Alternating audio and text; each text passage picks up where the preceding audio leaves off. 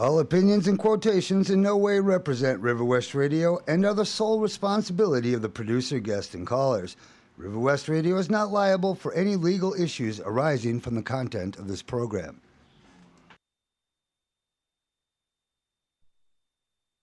You are obsolete, Mr. Wordsworth. You have no function, Mr. Wordsworth. You're an anachronism, like a ghost from another time. I am nothing more than a reminder to you that you cannot destroy truth. You're a bug, Mr. Wordsworth, a crawling insect, an ugly, misformed little creature who has no purpose here, no meaning. I am a human being. I exist.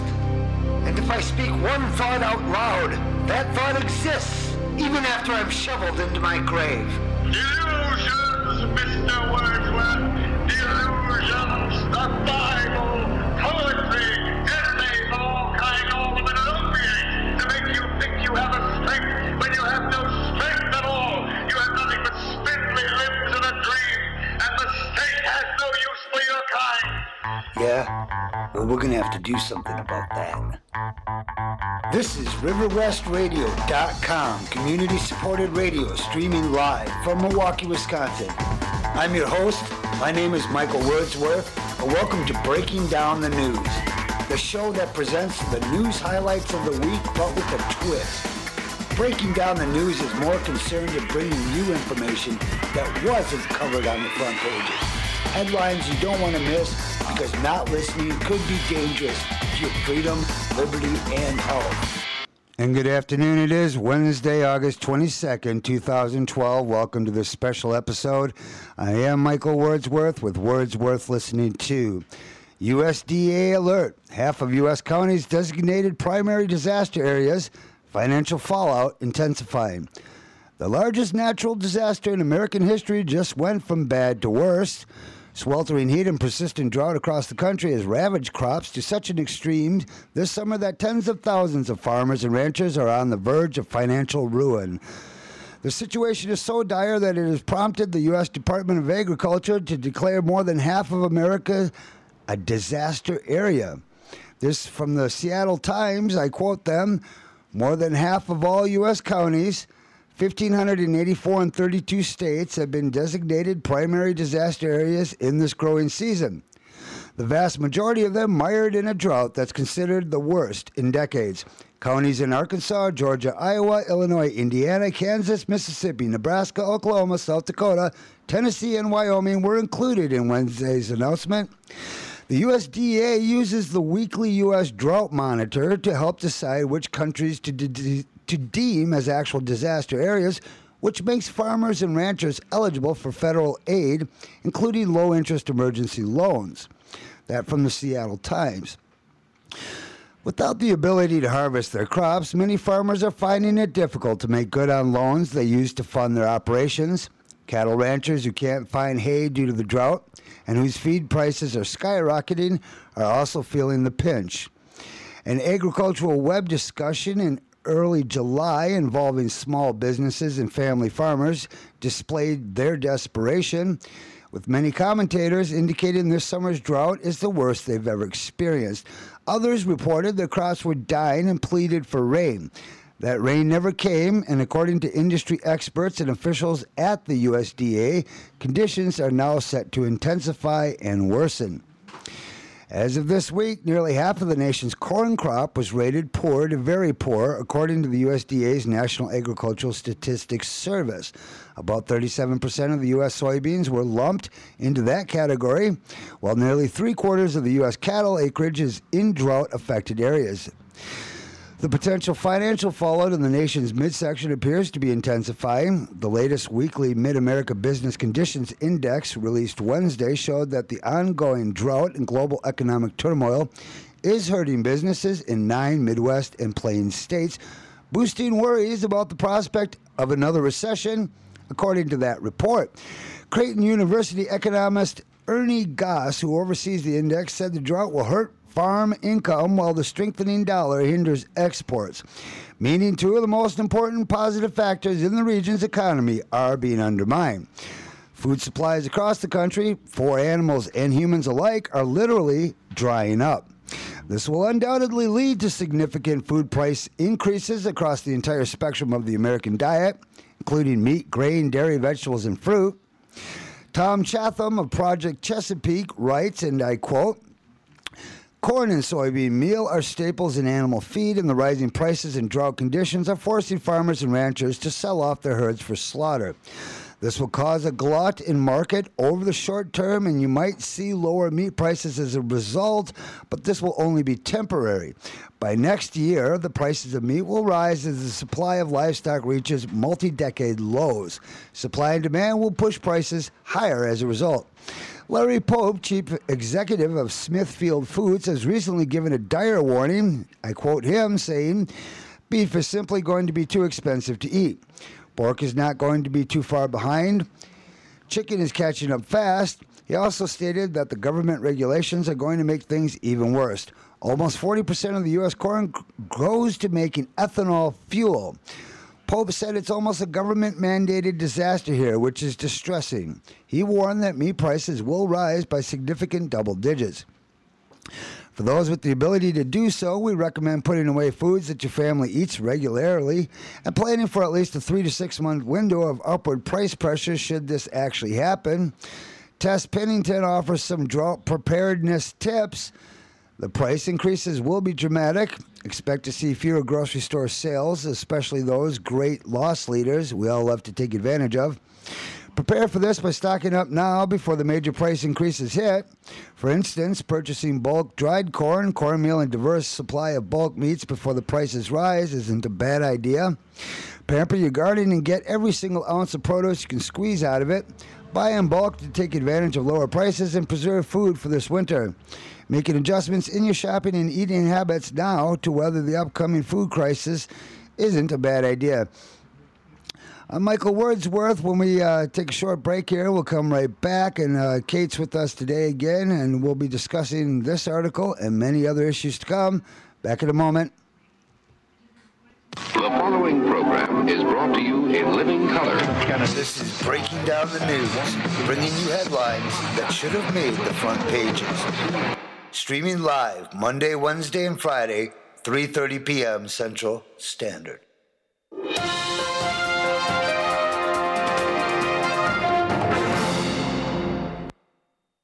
China's food production characterized by corruption, health-threatening practices. This article from Homeland Security Newswire.com. In a disturbing report, China's national broadcaster CCTV detailed the manufacturing process followed by 16 different Chinese companies that sell preserved fruit. The report showed rotten peaches spiked with sodium metabisulfite to make the fruit look fresh, seasoned in bleaching agents and additives harmful to the human liver and kidneys, and pickled in outdoor pools surrounded by garbage. The peaches are then packed in dirty bags, which were previously used to hold animal feed and shipped off to big brand stores. The potentially toxic fruit is just the latest item on China's growing list of food products which are seriously dangerous to citizens. Baby formula, adulterated with melamine, made the headlines last year, but the New York Times reports that other foodstuffs produced by Chinese manufacturers include meat containing banned steroids, rice contaminated with cadmium, which is a metal, noodles flavored with ink and paraffin, mushrooms treated with fluorescent bleach, and cooking oil recycled from street gutters. I'm Michael Wordsworth. We'll be back in a moment.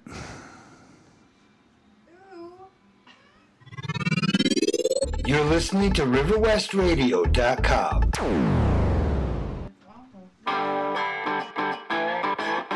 When you're out on the road, you want to know them tires are touching the pavement. You want rubber to concrete. When you're out there, you want to drive knowing that you're in control of the wheel. But what about your government?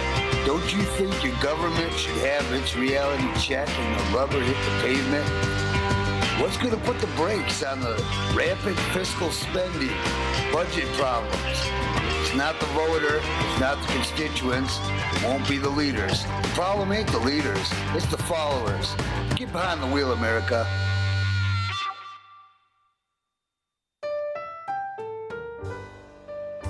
The kitchen is the heart of the home, but at Monsanto, we're a megalithic agricultural group attempting to destroy farmers all across your country. We bring you horrible foods that attack your stomach lining, DNA, give you kidney and liver failure. Monsanto, bringing Franken foods to your family at home. Don't you just hate us? Say no to GMO. The following program is brought to you in living color. This is Breaking Down the News, bringing you headlines that should have made the front pages. Streaming live Monday, Wednesday, and Friday, 3:30 p.m. Central Standard.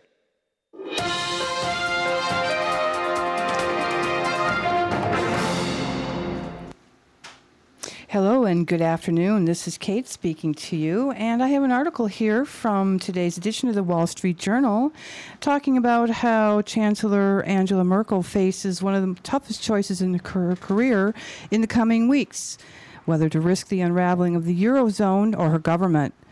After a summer lull, Greece is again Ms. Merkel's biggest headache. The Greek government's struggling with depression-like conditions that have pushed the economy to the brink is likely to need many billions of euros of additional aid to avoid bankruptcy. If Athens doesn't get the money, it may be forced to leave the euro, an outcome that would undermine financial markets' tenuous confidence in other vulnerable southern euro members, including Spain and Italy. An expansion of Greece's 173 billion euro, that is 213.4 billion US dollars, bailout was agreed to this spring, faces adamant opposition in Ms. Merkel's center-right coalition in Germany's parliament, the Bundestag. Her junior coalition partners are especially against lending Greece more money, threatening to leave her either without a governing majority or without a plausible way to cover Athens' funding gap.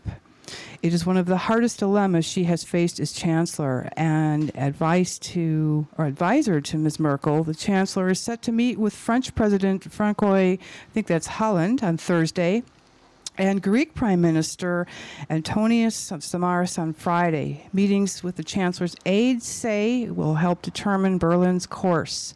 Since the Eurozone crisis began in Greece in late 2009, critics have accused Ms. Merkel of paying for time, putting off difficult decisions until last minute. Greece's Pyrenees could force her hand. However, Athens could run out of cash by October unless European authorities and the International Monetary Fund release its next slices of international aid. But for the IMF, especially, that requires the bailout math for coming years to add up.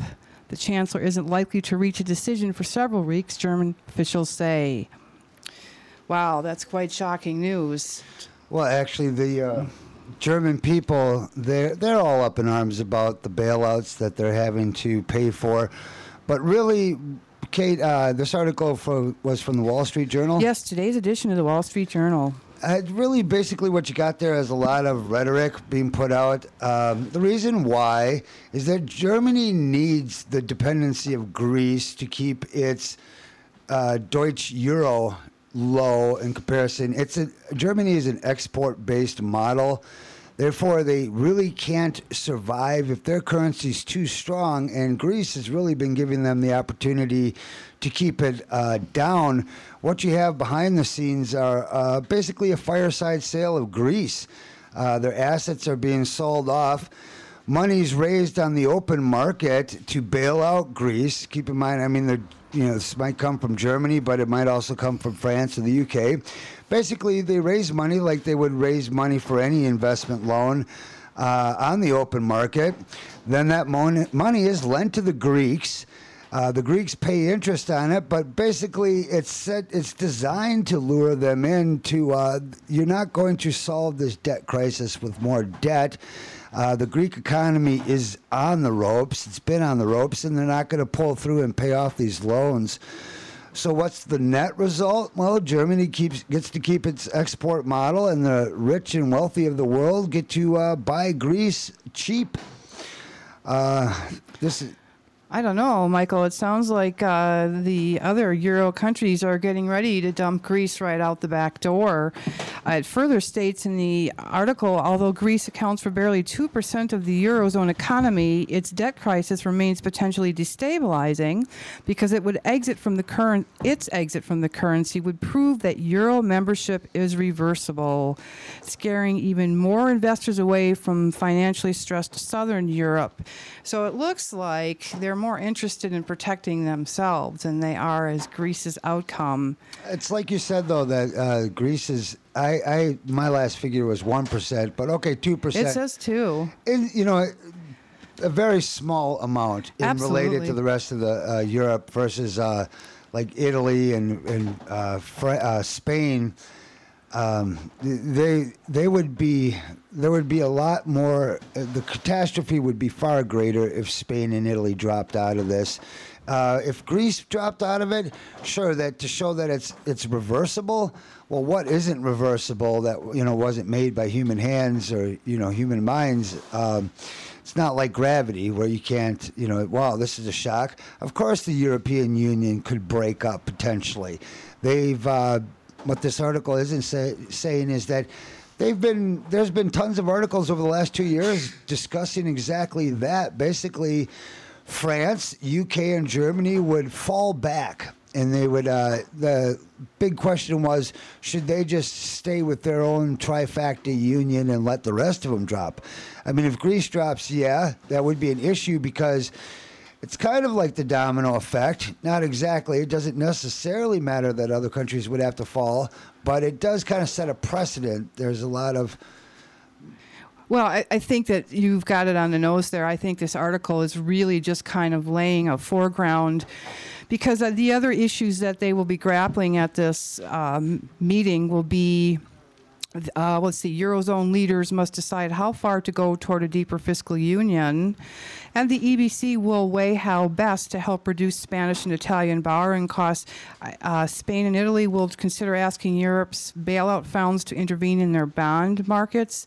So really, all of these issues pretty much surround the fact that this debt that Germany has decided to take on is becoming bigger and bigger, and now they're actually looking at just cutting it and saying no more and ending their help. So that would be an interesting move on Angela Merkel's part. I know it would gain the approval of many tax-paying German citizens. It may, but I would also see that it could possibly end her political career. That is, if she was still intending to be a world player after her chancellorship ended. But who knows? But I do see this article is definitely laying the groundwork to say, well, we're doing it because we can't afford to, not because we don't want to. Interesting. We're going to take a little break, come back, and bring you more news. Thank you for joining us. It is Wednesday. What is it, August 22nd here? I think so. Sure is. Fine day. It's a beautiful day here in River West, Wisconsin.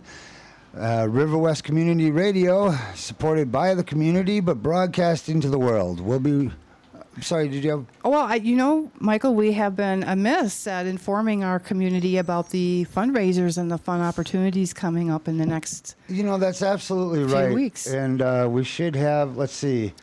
Well, we have September 8th. We'd like to put a shout out to Center Street Day and let the folks know that we will have a tent set up so you can come and see what it's like to sit behind the mic and in the chair yourself. Is that what they said? That's what they said they were going to do. That's true community supported radio there, actually. Absolutely. Come on over and see what it's like. And I guess we'll be hosting a stage again this year where artists and photographers, videographers, and painters alike are all invited to come and do short sketches.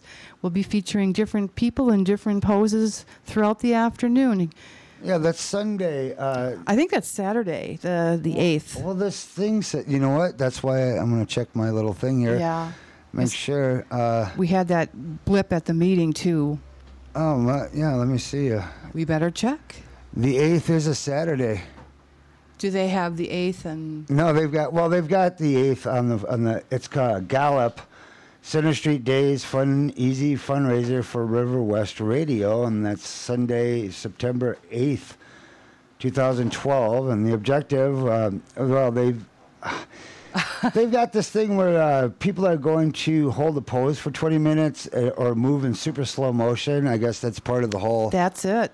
And then we're going to have open mics for the community to come and sit down. That's my understanding. Oh, and then there's a talent show at Linneman's or some kind of talent exhibition at Linneman's? And it's our own in-house talent that will be exhibited. We'll be doing a fundraiser at Linneman's Friday, September 28th.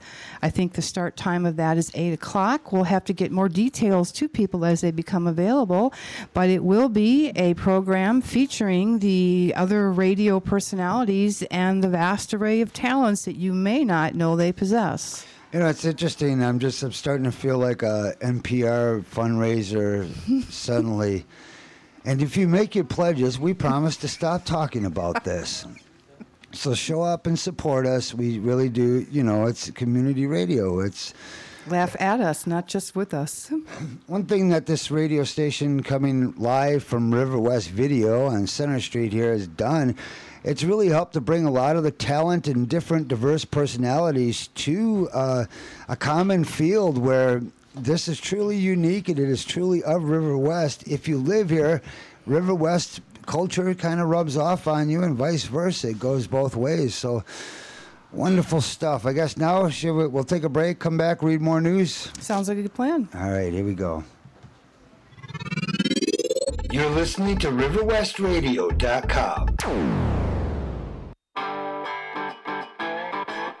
When you're out on the road, you want to know them tires are touching the pavement. You want rubber to concrete. When you're out there, you want to drive knowing that you're in control of the wheel. Well, what about your government? Don't you think your government should have its reality check and the rubber hit the pavement? What's going to put the brakes on the rampant fiscal spending, budget problems? It's not the voter, it's not the constituents, it won't be the leaders. The problem ain't the leaders, it's the followers. Get behind the wheel, America. And now it is time to make light of the issues. Economists, that's right, economists. You know they're about the most useless thing. They're paid to be wrong 2/3 of the time. And I'm telling you, our economy, they keep telling us our economy is getting better, right? Right? I mean, what a joke. It's like Hitler reporting back to the German people that he's winning the war. Isn't it? Isn't it? I mean, just look at the jobs market right now. It's just ridiculous, huh? We must be having a jobless recovery. A jobless recovery.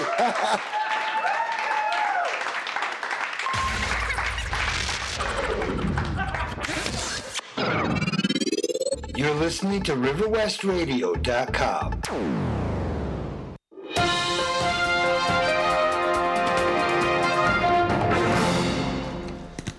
The Labor Department paid out hundreds of thousands of dollars in federal stimulus funds to a public relations firm to run more than 100 commercials touting the Obama administration's green trading job efforts on 2 MSNBC cable shows. This is according to the records. The commercials ran on MSNBC on shows hosted by Rachel Maddow and Keith Olbermann in 2009, but the contract didn't report any jobs created. According to records reviewed recently by the Washington Times, spending reports under the Federal Recovery Act show $495,000 paid to McNeely Piggott and Fox Public Relations LLC, which the Labor Department hired to raise awareness among employers and influencers about the Job Corps programs, existing and new training initiatives in high growth and environmentally friendly career areas, as well as spreading the word to prospective Job Corps enrollees. Kate, you got something over there? I do. I thought it'd be interesting for people to hear that the Japanese people are looking to put pressure on their government and end nuclear power. Again, from today's copy of the Wall Street Journal, as reported by Marie Itoala, Japan weighs end to nuclear power. The Japanese government is likely to decide to eliminate all nuclear power over the next 2 decades in a new long-term energy plan that comes amid strong public opposition to the atomic energy and ahead of national elections expected in the next few months, government officials familiar with the policy discussions said. After the Fukushima Daiichi nuclear power plant accident in March 2011, Prime Minister Yoshihiko Noda set up the council to recommend a long-term energy strategy based on 3 scenarios: phasing out nuclear power completely by 2030, reducing dependency to 15% or keeping it at current levels at about 20 to 25%. All of the scenarios aim to increase the use of renewable energy to at least 20% from the current 10.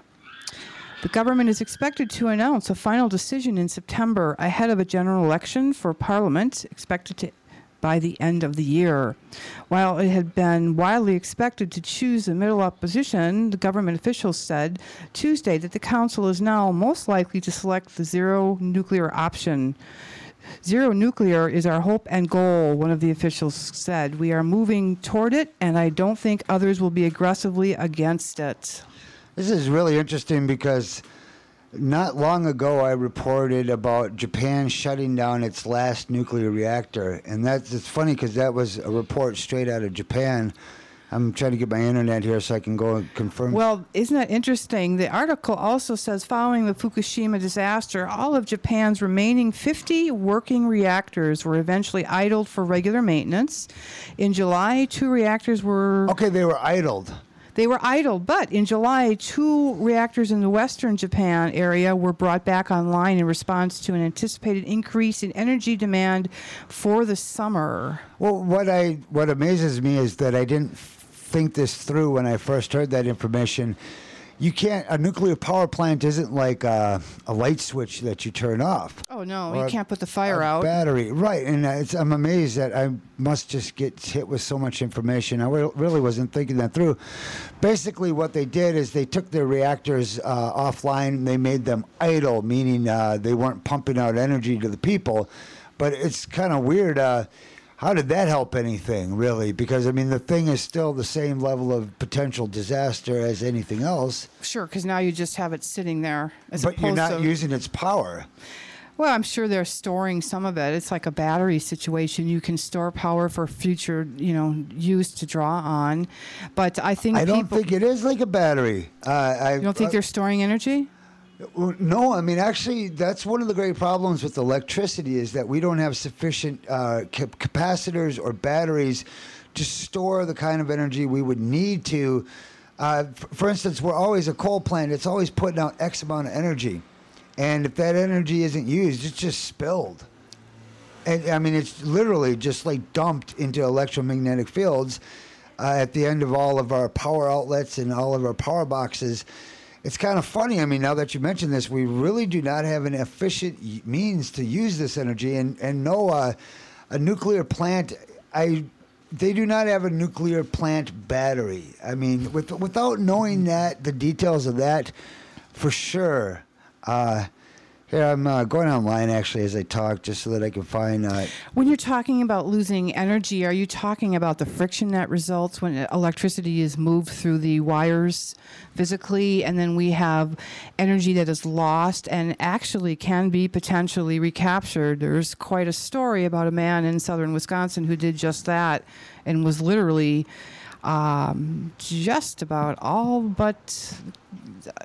assassinated by the power company. Well, the drag on the line is the one thing, but they're constantly putting the energy output is what I'm talking about. It's just being pumped out there constantly. Mm-hmm. And if it's not used, it's not like it sits in the water line like a hose. That energy is lost either through the drag or through just dissipation. It keeps moving. It keeps leaking out is what you're saying, which is why we can detect radiation levels around appliances and things at all times. That energy is at such potential that it actually is cancer causing. They have found people living near power lines often suffer from acute and unique forms of cancer because apparently exposure to that increased amount of energy radiating in our immediate atmosphere environment is quite toxic to us. Well, with the situation with the nuclear power plant, this is.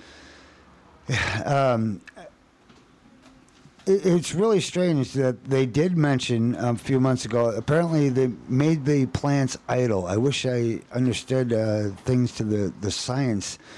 I've got this article here. Oddly enough, I pulled it up from NPR. I just wanted to see National Petroleum Radio, as I like to call them. Oh. Yeah, no, I'm not actually fond of NPR, but okay. I mean, of course they have good things on their broadcasting every now and then. There's I've heard many pieces that I've enjoyed on NPR. That's not Charlie my Rose. point. But we can mess with Texas in a little bit. I got an article about Texas that's outrageous. Well, here according to NPR, thousands of Japanese, young, old, in wheelchairs and on skateboards, shout anti-nuclear slogans from behind police barricades that snake around the office of the Prime Minister Yoshihiko Noda. Over the past 4 months, the protests have swelled. At least 75,000 people turned out to a recent demonstration. The rest of the article goes on to explain how they're angry and... I have the same thing here. I bet you they took that right out of this article from the Wall Street Journal because that's exactly what they state. Isn't that, if you go through all these articles, you find that it's actually just the same information regurgitated, put up with different font and pictures. Yeah. So, I mean, yeah, to just skim through, I guess what we're... it just says the Japanese government idled the country's 50 nuclear reactors because of safety concerns. That's really interesting. Maybe there is a way to power them down when they're not. I really wish I could say more about that, but I guess what my point is, you're not going to shut these things off. And I don't even know if you could shut them off. Well, how can you stop something radiating at the core? From radiating, right? You exactly. really could. I mean, you can stop getting power off of it, but right. You're but not. Remember, energy can be transformed into many different forms. Actually, so you take energy from heat and evaporate water into steam. So even if they're not actively producing electricity, there are ways for them to dissipate the energy by having it transform water and other things. Oh, I suppose, right? Sure. Just dissipate that. Absolutely. There's other Again, ways. it's a hat trick. NPR, they've got it. I love how they broke this down. It's an economic versus moral concerns. Well, part of the thing, this one gentleman in here says, if Japan decides to stop all nuclear power, we will not have a stable and inexpensive source of electricity. The cost of everything will go up by at least 20%. Is that what the Wall Street Journal says? It's exactly what the article states. Wow. Is that article you're reading from today? Yeah, this is, I just Googled the topic and I... Wow, yeah. They just took it right out of this guy's headlines. Unbelievable. And you know what these articles aren't talking about is, do you have an alternative to nuclear power? I'm not, all moral issues aside, what in the world is Japan going to do if they shut off all their nuclear reactors? They think they're going to import coal from China? Not just China, but probably the United States, Canada, and Russia. I'm sure that they're thinking of working out something. What I don't understand is why they're not taking Australia's model. Australia has an interesting geological point on the island that's a very, very high bluff. It was a signal area for ships coming in, and they have made it into one of the world's largest windmill farms. And they power an entire city, a large city in Australia, with these windmill on top of this bluff that otherwise is unclaimable land. I would imagine Japan has many, many of the same attributes an island like Australia would have in terms of wind, ocean, wave action. There just has to be other alternatives. Well, wind actually can be incredibly inefficient. I was just talking to my buddy about this. We always think of like, oh, there's going to be some magical fairy dust solution to our energy problems, and no, that just the production of the windmills themselves. But that aside, the line drag, maybe it would work for localities. I'm not saying don't put one up. It doesn't really matter, but I am saying, Japan is in a sticky situation. If they keep first off, they can't decommission their nuclear reactors short of taking the cores out, putting it in dry cask storage, burying it or shipping it to the sun. I don't really know what. So meanwhile, here we are. I mean, America, I think they have we have 700 nuclear reactors in America. We have the same problem here. We can't just turn them off or get rid of them. Now, one good thing is going to thorium-based plutonium, which is has a much shorter half-life than the other version. Well, what are we talking? 1,000 years versus 5,000? I mean, the half-life is astounding. Oh, I'm gonna have to go. Please check Wikipedia. I believe thorium is. But you're absolutely 50 correct. years. It's some sort of manageable versus what you're talking about. Yeah. Hundreds and hundreds of years. Well, you and I had this discussion the other night about technologies like within weaponry always far succeeds or precedes the technology of the medical field to fix the injury. So here we have a power field definitely outstripping our ability to even manage the waste products. It's ridiculous. I just watched over the weekend too. I can't even remember the name of this movie. I was going through YouTube and I found this guy was a former, he was some sort of government agent, and EPA maybe. Something like that, but he was talking about peak oil, which is I've heard so much conflicting information on peak oil. Like some say it's true, some say it's not true. Seems like in a sense both are true, but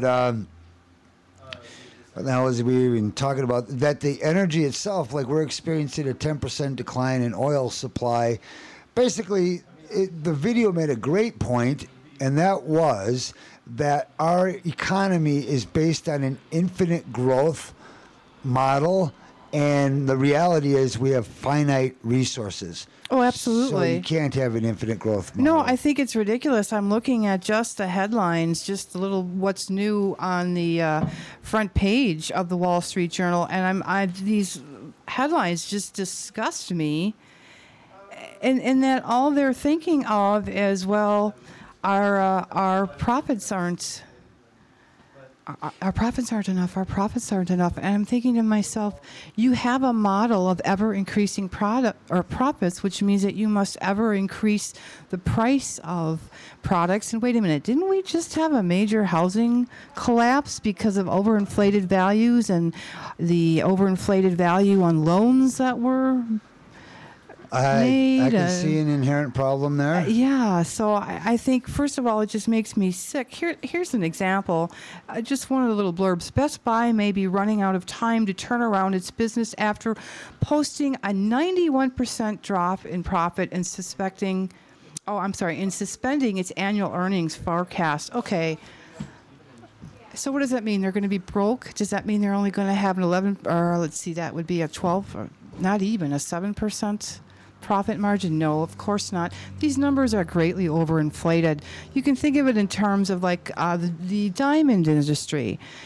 Frequently, the prices of things are raised many hundreds of percent. And you know that's a racket. Right. The De Beers monopoly exactly. on diamonds. So when you come into the store and they say, we're going to give you 80% off, they're giving you 80% off on a market that's markup's probably 300%. Right. So when they're talking about a 91% decline in their forecast, this isn't even actual, money yet. This is what they're hoping to make. What was this? This is Best Buy. And what? Could you read that again? Maybe running out of time to turn around its business after posting a 91% drop in profit and suspending its annual earnings forecast. A 91% drop in profit. That's insane. So they must have like a 200%. Okay, that's you know what I'm saying? Great point. It's clearly a frightening number, isn't it? 91% of what profit? Exactly. Net, gross, imagined, real? Disaster. Well, yeah, I guess everybody go out and buy a TV from Best Buy real quick. I mean, this is the only, we got to save these people. No, I'm joking. And again, Barnes & Noble narrowed its losses for the latest quarter on improved results from its consumer stores, ignited by the book you may have heard of, 50 Shades of Grey. So what they're basically saying is we made $5 last quarter. We want to make $7 this quarter. But if we don't make $7 this quarter, which is increasing our profits, then we're failing. Well, you can't. Like you said, it's an infinite cycle. And no, we're a finite resource. We're finite lives. I did find out the information for what is the half-life of thorium, and I guess before we get too far and this is no longer relevant, I just got to read it. Turns out, I love these answers. There's actually no single answer to this question because thorium has several isotopes, each with its own half-life. In order of atomic weight, these are thorium-228, half-life is 1.9 years. Well, that's a good one, That's huh? not bad. Thorium-230, half-life is 75,400 years. Wow. And thorium-232, half-life of, oh man, this is messed up, 14 billion years. So they've remarketed it then, that's all. It's 14 with 9 zeros after it. Oh my God. So they've done, that's trillion, isn't it? So Wait, there's hope. Thorium-234 has a half-life of 24.1 days. Either way, I've been hearing that thorium is the better solution to these nuclear reactors. Of course, we're not using it. Of course, who are these experts that are running the world? Why do we look to them with such reverence? And I guess because we have to. When we don't know the actual answers ourselves, we're depending upon somebody else. One thing I do know is when you don't run your life, somebody else runs it for you. absolutely. So all I can say is all these experts out in the world are just apparently really screwing this up irreversibly. So it's kind of like we have to fire them all. I don't know. Mid-level managers have to fire all the upper management. It's kind of... It's interesting, isn't it? They'll take just a couple parts of a whole and sell us on the concept, whereas the rest of the parts do not even meet this standard. Did you say 14 trillion years? That one happened? 14 billion. 14 billion? One is 24 days and one is 14 billion. So it's quite an interesting marketing strategy to say this is the light half-life.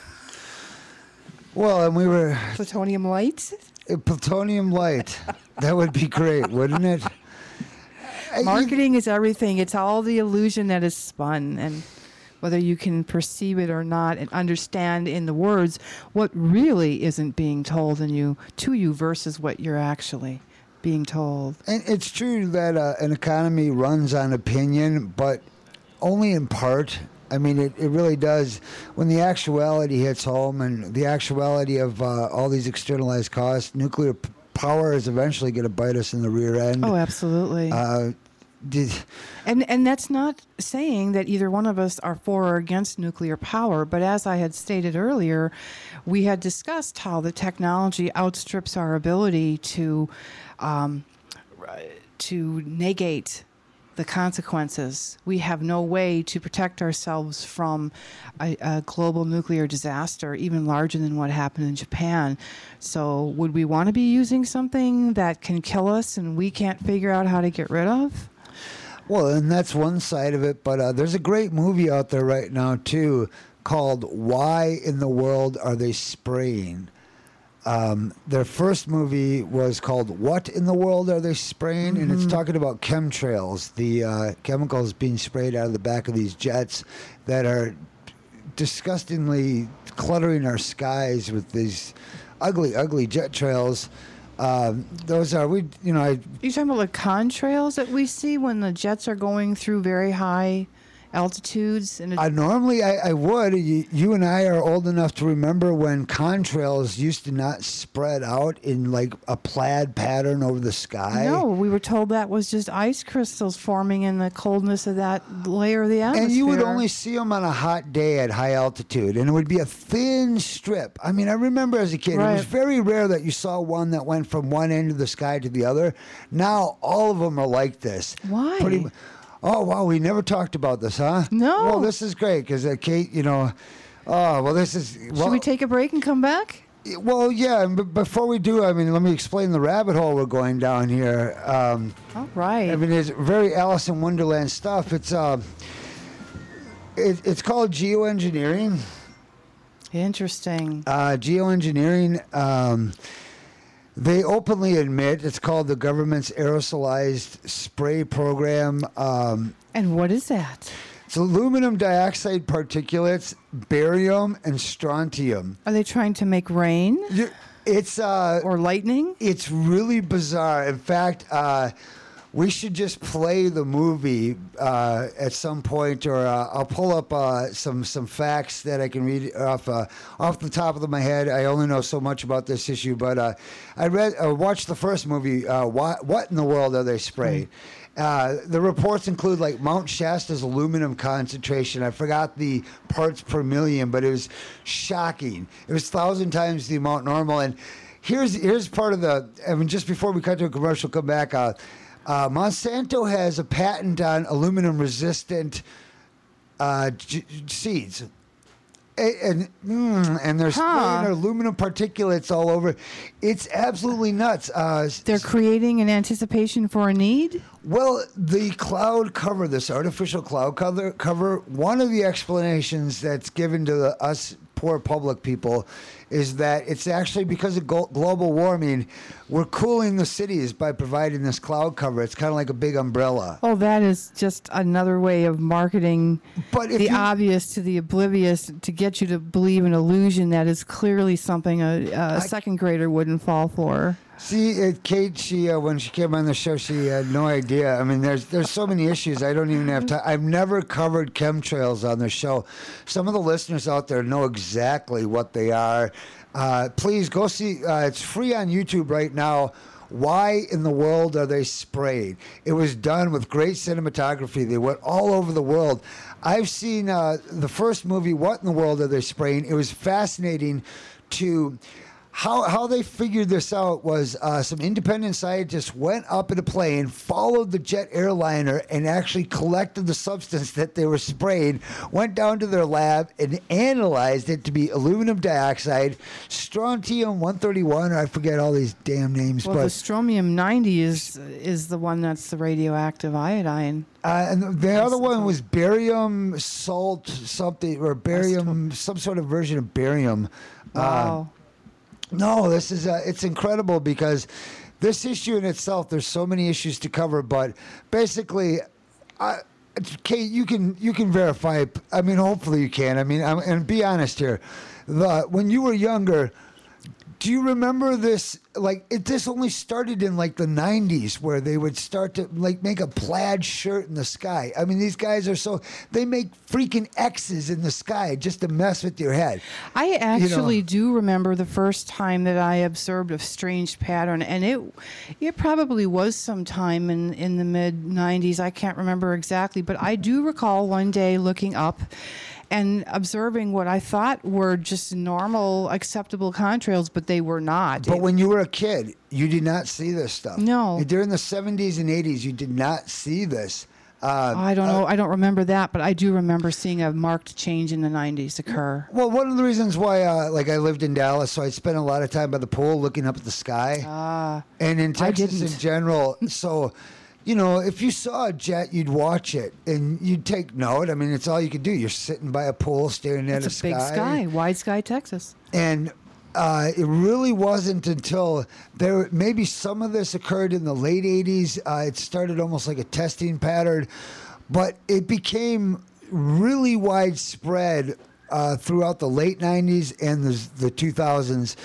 To the point that I would literally walk up, and other people would say the same thing. It's like, it looks like we're under attack up here. What the hell is all of this? By plaid? By plaid. Of course, it's only one color, but it's by the time they overlap back and forth, it ends up making this plaid pattern because some of the stripes are wider and it's literally coming at 90-degree angles, which is just it freaks me out. Weave, yes. Yeah, it's amazing. What I remember most vividly is not anything like that, but just the change in the way the contrails dissolved. They used to stay, as you said, very small and dissipate after a while. So I'd go, run to a friend, hey, come take a look, and it would be gone or almost completely dissolved. But what I noticed had changed is not only did they not dissolve, they stayed around for a much longer time, hours. Spread out. And they radiated out from the line, and I Now thought, that you how is remember, that possible? right? You noticed that was something new. Yes, I did, because I couldn't figure out how that could suddenly be happening when it had never happened before. Oh, we're gonna have to. I guess we'll have to do a show on this chemtrails. Absolutely. It's one of those. It's one of the biggest issues, but I don't talk about it as much because it really drives me nuts because I see it in the sky, and people that know what's going on, it's kind of like a big finger in the sky going, F you, Mike. We're just right in your face. I mean, remember yesterday we were reading about how in Dallas, Texas, they would spray for the West Nile virus. Oh, yes, and how they did that in Louisiana and you said New Orleans years were ago. Numbed by... my tongue, yes. Your tongue got numb from Absolutely. this pesticide. And...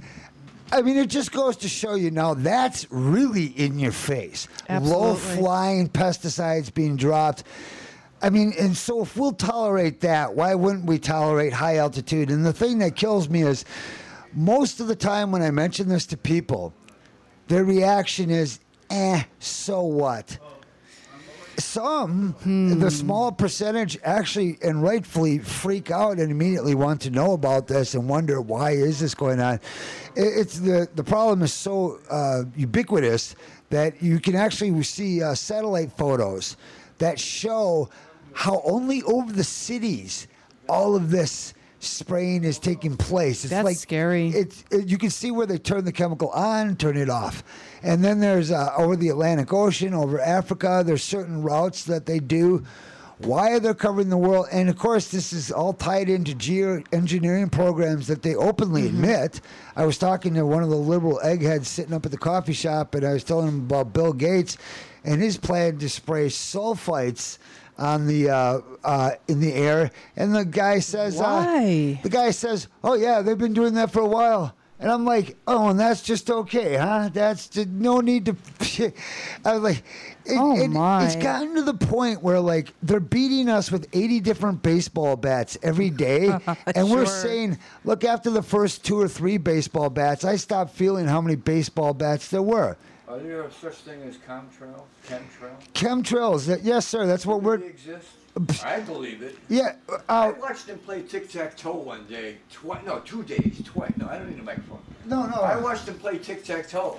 Okay, we have a gentleman here. He's verifying it. We don't know him. He's just coming in. He says, yeah. What did they do? It was a beautiful sunny Here, day. Ted, go ahead. They don't need it. It was a beautiful sunny day.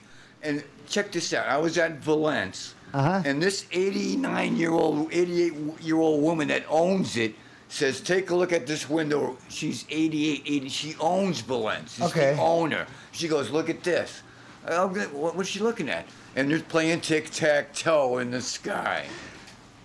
Right in your face. As if, and you know what? There's still people that deny this. Sir, I'm glad you overheard us, and the video story came in and just said, yeah, I know what you're talking about. No, I changed the subject. I asked you a question. No, we were talking about chemtrails when you came in. No, I didn't realize that. Yeah, only in River West. No, that's exactly what we were talking about. I didn't know that. You must have heard it I subconsciously. heard you talking about chemicals and what they throw at us. Well, yeah, we were just mentioning about, there's a new movie coming out. Actually, it's out right now, free on YouTube. Why in the world are they spraying? Yeah, that's what I want to know. But well, go watch it. Beautiful Yeah. sunny day. They play tic-tac-toe, and for the rest of the day, it's gray. What is with that? I think they're ugly myself, but that aside, what are these chemicals doing to us? Now here's the question I have. Who are the pilots? I think they might have a hint of a clue of what's going on. The pilots who are running that? Actually, that's an interesting question because I'm not sure if the pilots actually turn on the chemical or if it's automated. Oh, just a limousine driver, take me to my destination. I don't know what's happening in the back. That's a good question, and I hope the new movie covers that, actually. Absolutely, it's a good question. Because what kind of person could have a conscience and do this? That's what I've thought of also. It's like, you're the pilot. Don't you know what's going on in the, you know? Well, you know what's really funny is the pilots, remember when the TSA came out? At first they wanted the I don't know what pilots. TSA is. Oh, you know, those are those pricks with the foil badges that want to grope your crotch in the interest of national security at the airport. You know, the security guys at the airport. You know, they're all ready to. It might be called Homeland Security.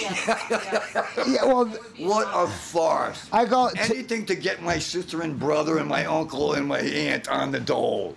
There you go. Quote me, on the dole. They couldn't get jobs anywhere else. Mark Levin is the only. I said this first before I heard it out of Mark Levin's mouth.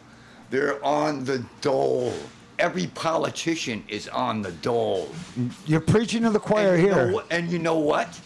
They are the highest paid dole people on the dole. And we're not talking about Bob Dole here, or Dole We're not bananas. talking pineapples or bananas. Hey, for you youngins out there, on the dole basically means you're on the take. I did. I had.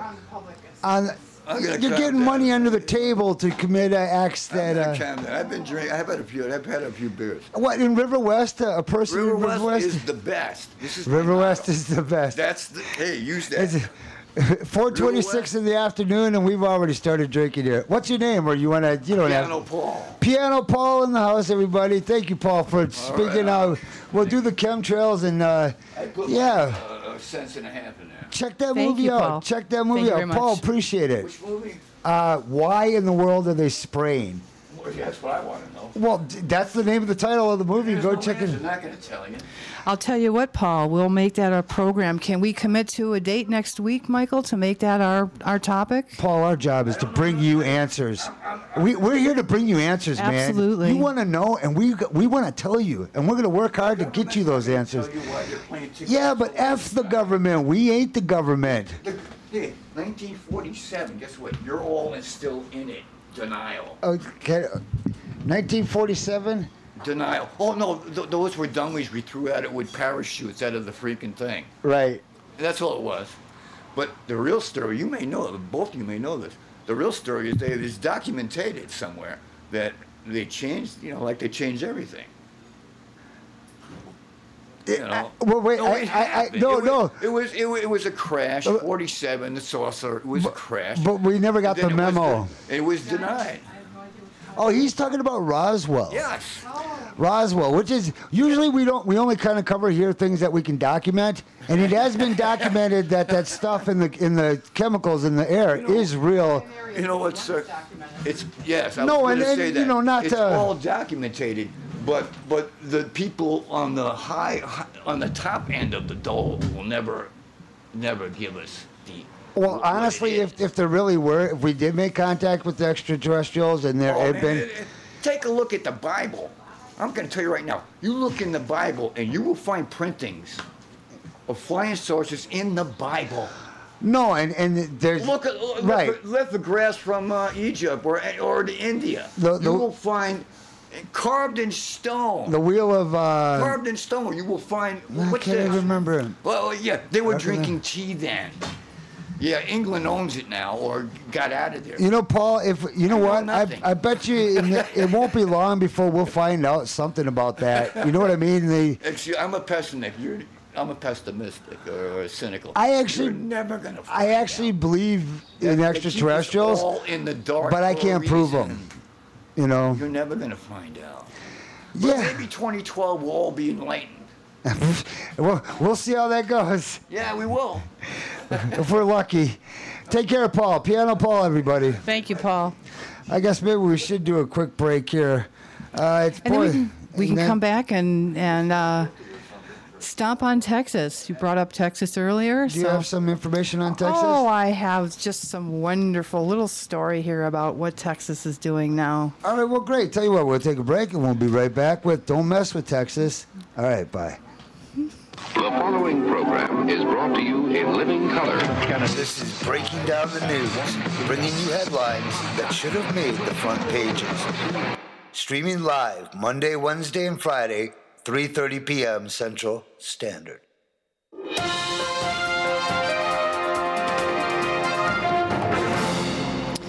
Okay, let's start off with a little Texas bashing. The headline read, Texas can cut off funds for Planned Parenthood clinics before a trial over a ban on state money for groups tied to abortion providers, a court ruled. Well, let's hear what they said.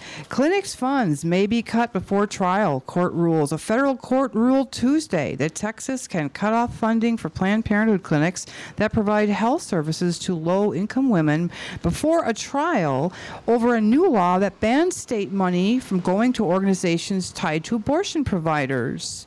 The Fifth U.S. Circuit Court of Appeals in New Orleans lifted a federal judge's temporary injunction calling for the funding to continue. Texas sought to cut off funding to the Planned Parenthood clinics after the state's legislature passed a law banning funds to organizations linked to abortion providers. Planned Parenthood sued, saying the law violated its free speech rights, and that was carried by the Associated Press. Texas once again. Thank you, Kate. We'll take a little break and be right back.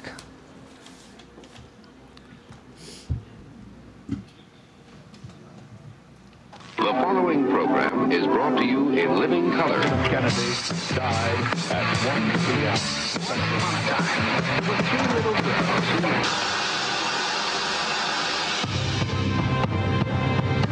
Every day, our senses are being constantly bombarded by subliminal messages that are found in TV, movies, and advertisements. The subliminal messages we are subjected to are unrecognizable by the conscious mind and only recognizable in our subconscious mind. The messages and imagery are passively absorbed and then stored in our subconscious, where propagandists deliberately implant artificial thoughts, which in turn can affect our actions and attitudes later in life. You're listening to RiverWestRadio.com.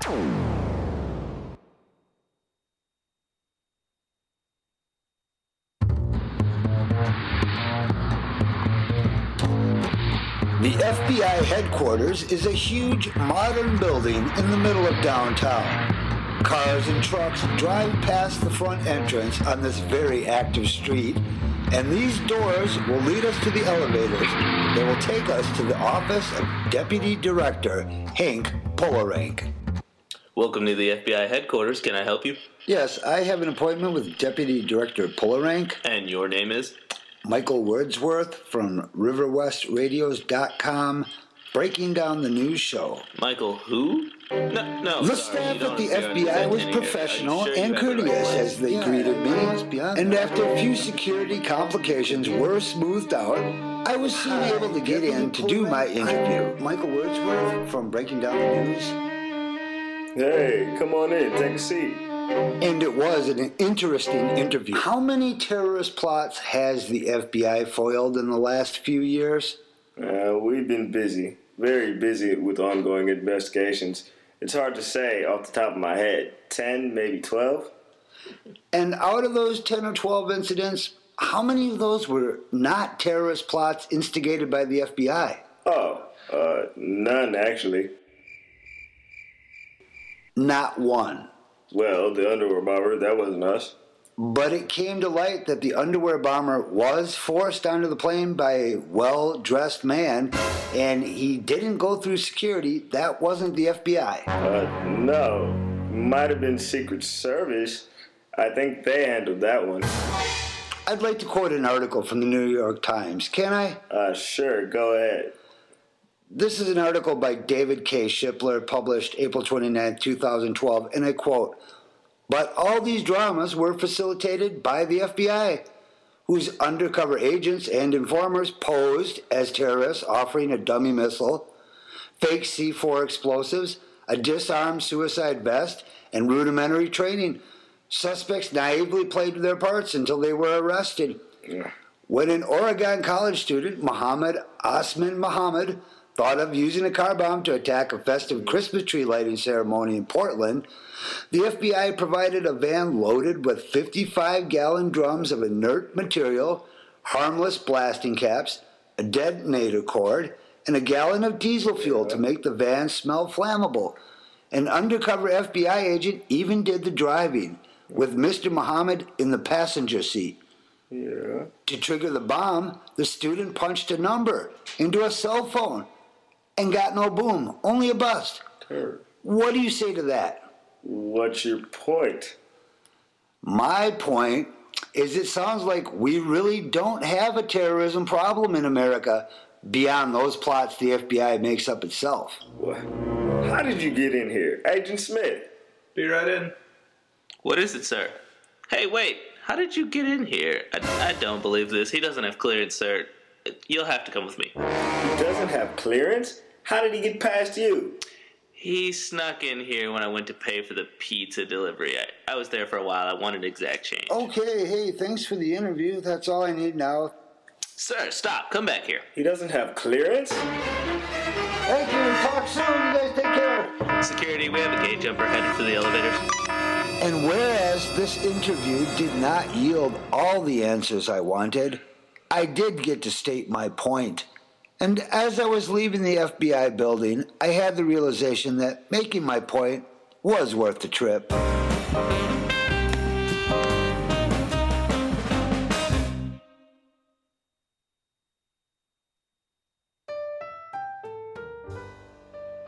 The kitchen is the heart of the home.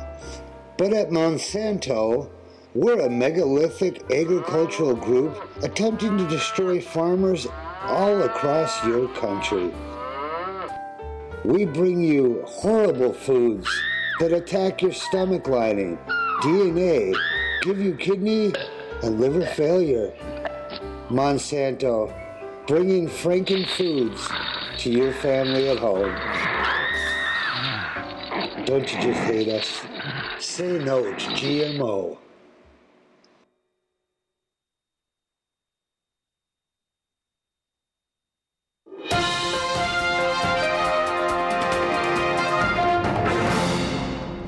Syria and Iran dominoes lead to world war. This article from Brandon Smith at altmarket.com. Syria's civil war has developed into something quite frightening, well beyond the blind insurrections of the so-called Arab Spring. So many outside interests, especially U.S. interests, are involved in the conflict. It is possible are involved in the conflict. It is impossible to tell whether there are actually any real revolutionaries in Syria anymore. This is unsettling of the country's foundation, which has taken a turn, and definitely you've got it's a situation where some I was speaking to some friends of mine that have some expertise in this area, and my question was, why do you have Al-Qaeda that we fought in Iraq suddenly helping to destabilize Libya, Egypt, and Syria, and they're actually wearing the Al-Qaeda armband? And his comment was, well, there's many different factions of Al-Qaeda. They're different, broke up. It's kind of like getting different motorcycle gangs, outlaws, or gangs themselves to unite into a rebel front. And so if one gang does something, you can't blame all the Al-Qaeda members. And I thought that was it sounds like just this sort of official information that some very intelligent individual would put out as counter propaganda, or propaganda just period, to say. I mean, my question was, why are Al-Qaeda good over here but bad over there? It seems like they're a convenient. That's interesting. I have a different article. I don't know if this is the same story, but this one, government troops storm rebel-held town. Is that what we're talking about? Government forces stormed a rebel-held town outside Damascus after days of fierce fighting, killing dozens of people, including at least 23 fighters, according to activist groups and a rebel spokesman. Okay, that's what's in the Wall Street Journal. This is in the Wall Street Journal. In Apello, a Japanese TV reporter was killed Monday while covering the fighting in Syria's largest city. She was the first foreign journalist to die in the city since clashes between the rebels and the regime forces erupted there almost a month ago. In neighboring Lebanon, where the fighting in Syria Syria has spilled across the border. Security officials said clashes between supporters and opponents of President Bashar al-Assad have left 2 dead and as many as 45 wounded in some of the most serious fighting in Lebanon in several months. The army said the injured included 9 Lebanese soldiers. Well, in an earlier report, what I was explaining, I think I did it last week, an article from the UK Telegraph, I believe it was, mentioned how a British ship was stationed offshore in the Mediterranean. They're providing the communication relays for what would otherwise be a completely unorganized rebel force. They're receiving, in the situation with Libya, they did a no-fly zone. So in other words, they don't put boots on the ground, but they are providing military infrastructure that allows these loose bandos, rebels as they call it. And of course, they're portraying these guys as freedom fighters. They're always absolutely, because they're saying they are fighting against the president.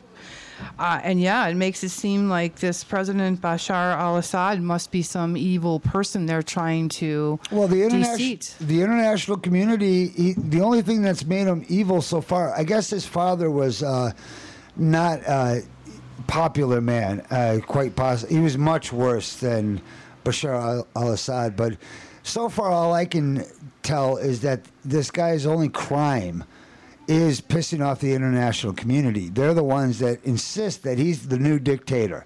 Well, it's interesting because according to this, he's referred to as a presidential leader. So if he's a president, one would assume at some point there must have been an election. Well, what you have in Syria is Sunni and Shia factions, and you have the current reigning tribe, I guess the Alawites, some of those which are Christian, which is really interesting because I haven't seen in the mainstream media them talking about the rebels that captured, kidnapped, and killed the Christians and destroyed the Christian churches in Syria. That doesn't usually make the media. It's always, these lovely freedom fighters for democracy. These people don't know what the hell democracy is. I mean, absolutely. If you put a gun to their head and said, explain democracy to me or I swear to Allah I will kill you, they would die.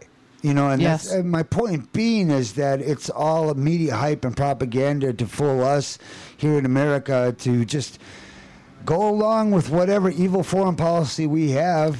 Well, it's a very insightful or inciting story because it does make you think that, oh my gosh, this man in power must be some horrible people. However, traditionally, there's always fighting that goes on when a new person takes power. Even in the United States, there have been fighting when presidents have come into office and protests. Well, how would we feel if some foreign interest group came in and regulated our affairs? You know, I think that would have been England in the 1770s. And we had a revolutionary war. And now absolutely, this would be like France coming in and saying, you. Well, I guess that would make sense because France was at war with Britain at the time. Right, so maybe if England came in, if Tony Blair came and tried to... Well, yeah, I mean, the whole metaphor fell apart, but...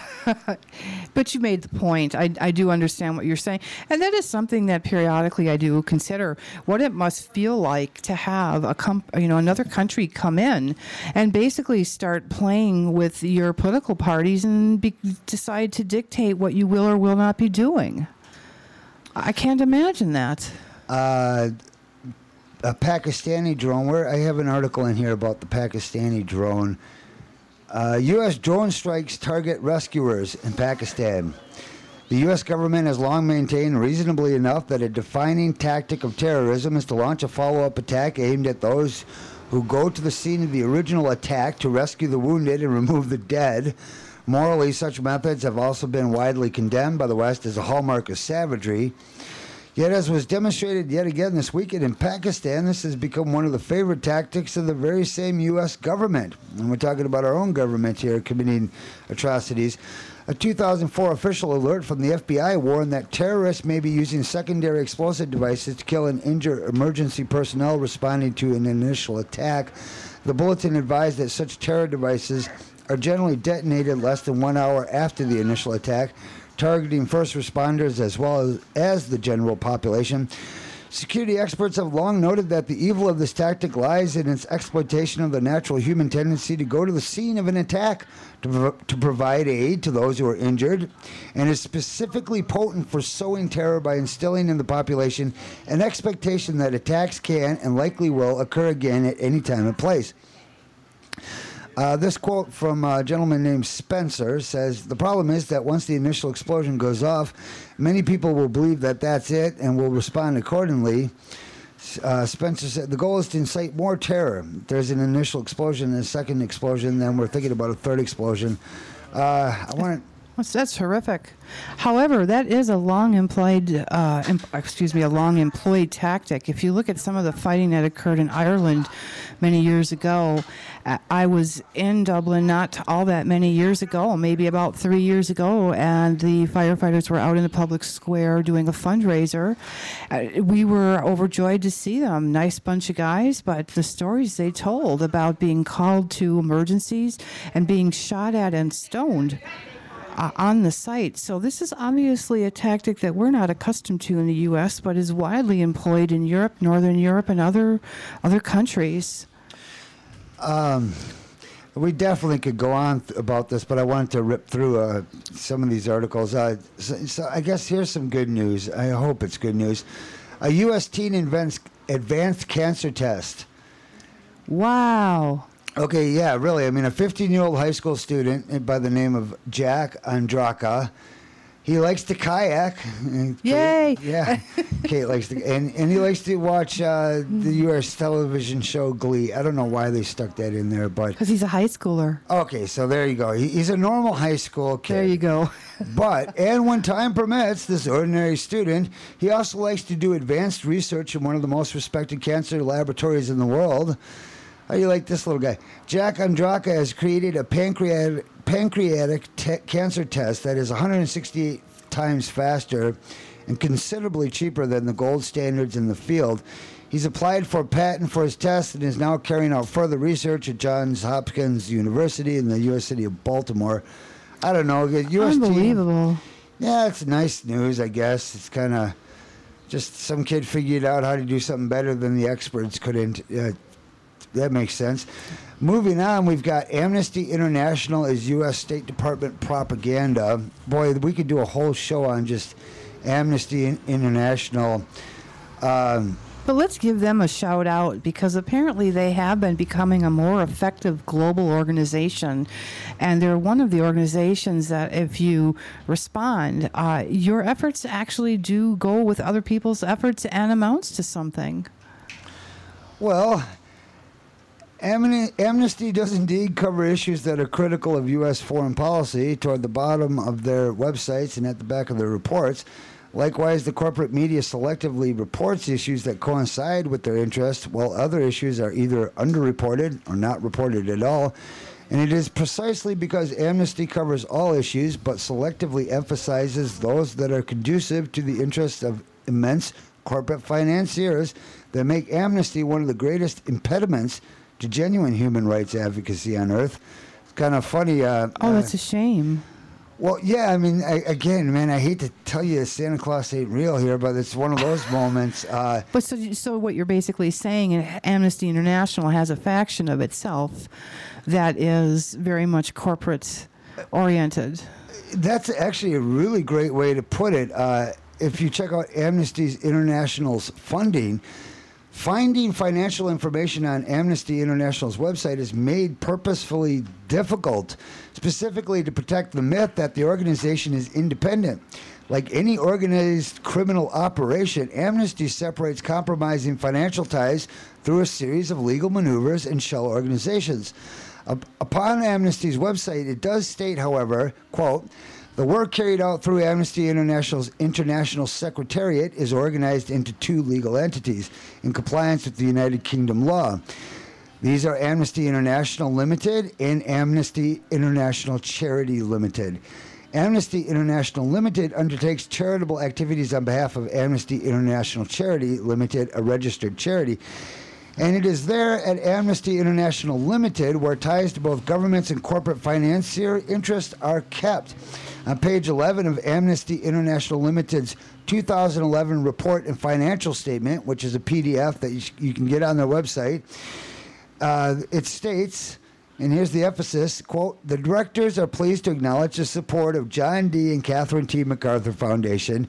Okay, that's a horrible, evil foundation. Really? Yeah. They're large supporters of NPR programs. Oh, yeah, well, that's why I call NPR National Petroleum Radio. It's really, it's one of those things, they're kind of a Judas goat because... kind of like the Hearst Corporation in disguise as a nonprofit? Right. That they'll tell you things to gain your trust and lure you in, but then they'll take moments to where they need to spin in the propaganda to be the most important. That's where you get the blatant lies. Mm-hmm.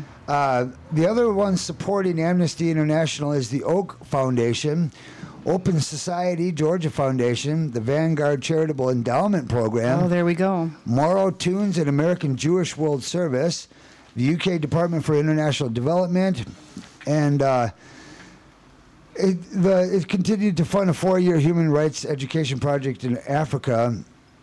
Well, clearly then, Amnesty does not take money from, Amnesty International does take money from both governments and corporate financier interests, one of the most notorious of which, Open Society, is headed by convicted financial criminal George Soros. In March 2012, it was reported that a Bloomberg's report, Soros loses case against French insider trading conviction, indicated that an appeal based on a human rights violation against Wall Street speculator George Soros had been rejected by the European Court of Human Rights.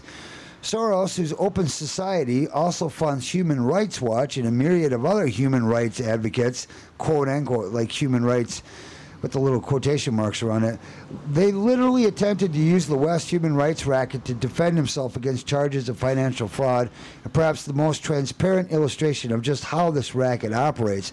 Soros, who was convicted and fined for insider trading in 2002 regarding French bank Societe Generale, shares that he bought in 1988, has built an empire out of obfuscating global criminal activity with the cause of human rights. His support, as well as that of the British and European governments, of Amnesty International arms solely at expanding this obfuscation.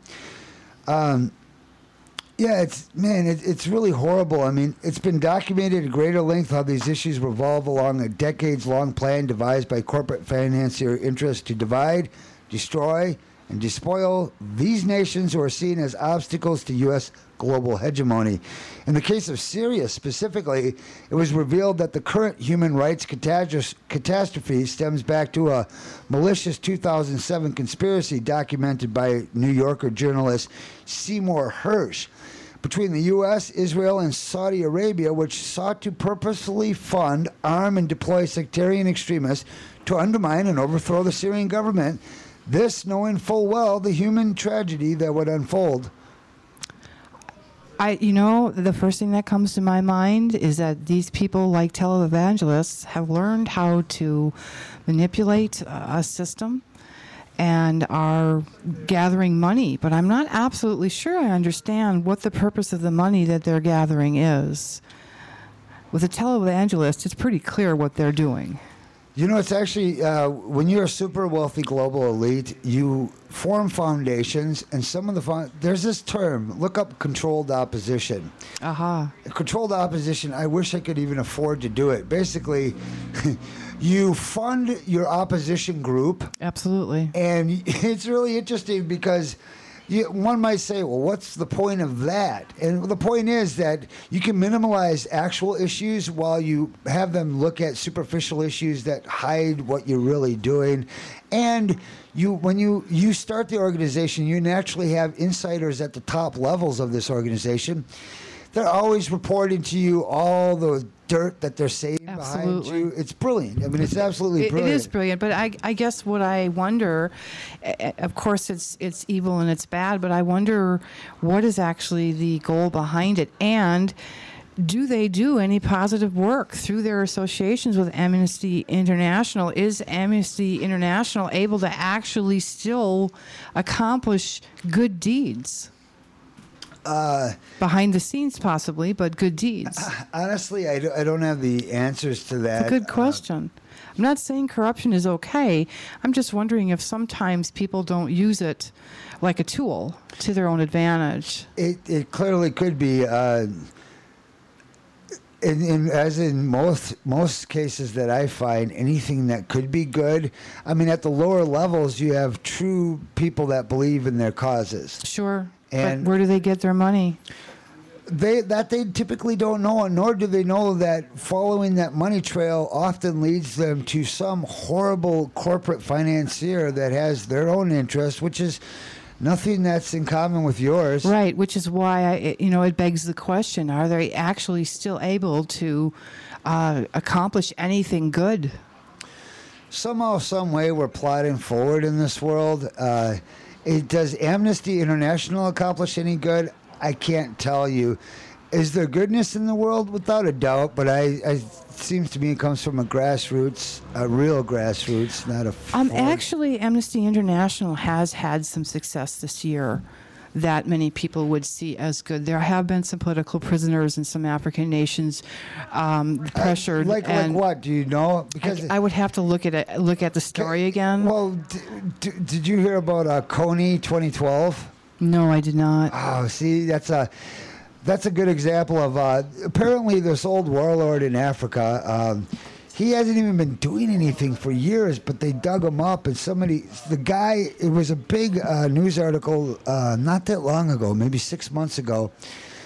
The guy who made the film, Kony 2012, was an alarmist piece that roused up public indignation for this warlord known as Kony. And what later happened is the guy that made this video ended up walking around his neighborhood naked, standing on the corner, slamming the pavement, masturbating on the corner until finally he was arrested and detained, hauled away. I mean, he'd gone completely bat crazy. Bat crazy. We can say that. Yeah, you can Bats say get rabies. crazy. We can say bat crazy without offending anyone. Yeah, so I mean, this just adds to the credibility of the gentleman that made this film as being not there. I mean, he clearly had some mental problems, and part of that was the response to his film. That fortunately, there were a lot of people that were immediately on the Kony 12 film saying, look, this is BS. They went to, Rwanda, the actual country, and they talked to the villagers there, and they're like, Kony, we haven't heard from this guy in years. Like, he was a bad guy. He was, but that went on for a while, and he's not running anything now. So, again, what's the overall agenda? I've said it before on the show. I'll say it again.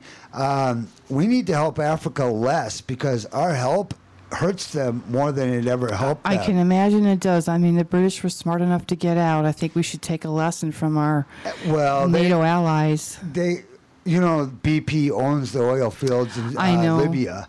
So, I mean, they're not really out there. And everybody owns a chunk of Africa except for the Africans. Okay, that's my point. It's the last colonized continent left.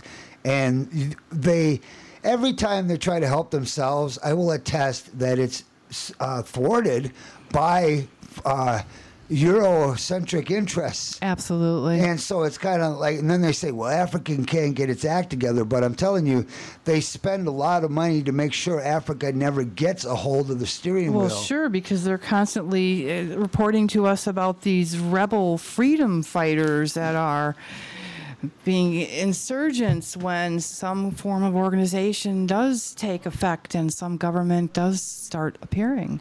We go in and mess with it. Africa, we need to pull. Chinese are there. Every country's got a little stake of Africa. But I swear, except for the Africans. It's Well, the Africans do have one thing. They have their national parks. They have some of the most wonderful wildlife parks in the world. Oh, without a doubt. But I wanted to mention before we close the show, we got 1 minute left. Everybody that supported Libya and getting rid of Gaddafi, the news media is not reporting the black genocide taking place. See, Gaddafi was very tolerant of the darker-skinned tribes to the south of him. Really? And that is not the case with Al-Qaeda. The Muslim Al-Qaeda extremist groups detest them. It's been a genocide on blacks over in Africa now that Gaddafi's been deposed. And remember, they deposed him on the pretense that tens of thousands would die. All right, well... And they did die. Crap, we got to get out of here. Thank you for listening. It's been Breaking Down the News. I'm Michael Wordsworth, sitting in with Kate, Chill Chili in the house. Everyone take care out there. Peace out. The following program is brought to you in living color. This is Breaking Down the News, bringing you headlines that should have made the front pages. Streaming live Monday, Wednesday, and Friday, 3:30 p.m. Central Standard.